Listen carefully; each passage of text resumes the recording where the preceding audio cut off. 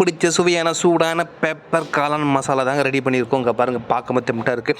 இதுக்கு முக்கியமாக நார்மலாக எல்லாமே பச்சை மிளகா, வெங்காயம், இஞ்சி பூண்டு பூஸ்ட்டு, கொத்தமல்லி, கருவேப்பிலை, எண்ணெய், முக்கியமாக காளான் இதெல்லாம் எட் பண்ணிக்கிறோம். அதுக்கப்புறம் பார்த்திங்கன்னா மிளகை தூக்கி சோம்போட மிக்சியில் போட்டு அரைச்சி அதுக்கப்புறம் கடைசியாக தூவி விடுறோம்.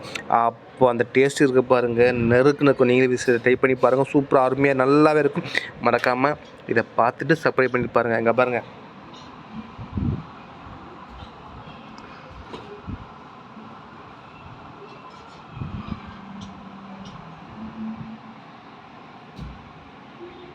எந்தளவுக்கு அருமையாக இருக்குது பாருங்கள். மிளகு சும்மா தெறிக்க விட்ருக்கு. நெஞ்சு செலிக்கு ரொம்ப நல்லது. வீட்டில் செஞ்சு அப்போலாம் வெஜ்ஜு சாப்பிட்றவங்க இந்த புரட்டாசி மாதத்துக்கு ரொம்ப ரொம்ப அருமையாக இருக்கும். பாருங்கள், சாதத்தோட போட்டாச்சு, பிசைஞ்சு ஒரு அடி